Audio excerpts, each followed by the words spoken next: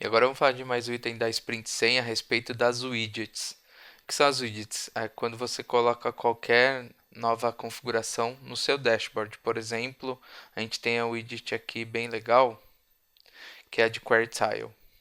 Só vou adicionar uma aqui para dar exemplo para vocês. E aqui, por exemplo, a gente já tem algumas configurações, né? Qual o título que a gente vai dar para nosso widget. No caso dessa daqui, a gente já seleciona uma query pronta, coloca uma cor de fundo, exato. Mas o que o time de produto veio mostrar agora para a gente? Que a gente pode criar as nossas próprias widgets.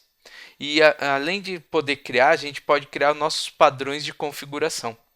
E o mais legal das widgets que eu vou mostrar para vocês é que além de criar os nossos próprios padrões de configuração, a gente pode usar o CSS que a própria Microsoft usa para fazer as widgets dela.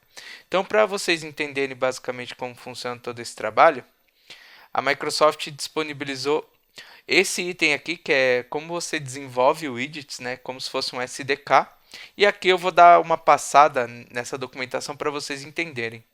Basicamente, a primeira dica aqui que a Microsoft usa são essas duas tags aqui, que é uma de incluir estilos e agora a gente tem a tag de incluir estilos de configuração. Quando a gente fala que a gente quer incluir estilos, que é essa primeira widget aqui, a gente vai falar que a gente vai usar todos os padrões de cores e layout das widgets da Microsoft, que é os styles dela, né? Então a gente está falando aí de CSS basicamente. Agora, o que a Microsoft acabou de disponibilizar? Que a gente também pode usar os estilos de configuração, ou seja, quando a gente vai colocar uma widget dentro do nosso dashboard, aquelas opções de drop-down, checkbox, então agora a gente pode usar também as da Microsoft. E como que está descrita essa documentação? A gente rola o texto aqui, basicamente, e aqui a gente chega nessa documentação, que é esta documentação aqui.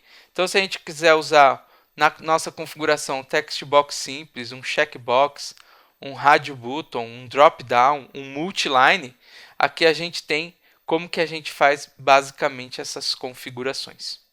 E aqui, por exemplo, a gente tem como ficariam essas configurações. Então aqui a gente tem uma configuração single line, uma configuração para a entrada de uma query, por exemplo, que seria um drop down, configuração de checkbox, configuração de option button e configuração de multiline. E aqui embaixo, não poderia deixar de ser, a Microsoft dá um exemplo de cada uma dessas configurações como você pode usar. Então agora vai se dividir em duas maneiras. Você vai usar os estilos de usabilidade de CSS que a Microsoft já oferece e agora você tem estilos próprios que a Microsoft também já disponibiliza para fazer essas configurações.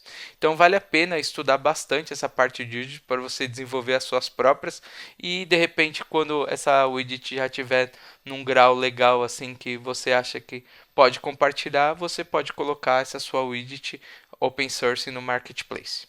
Beleza, pessoal?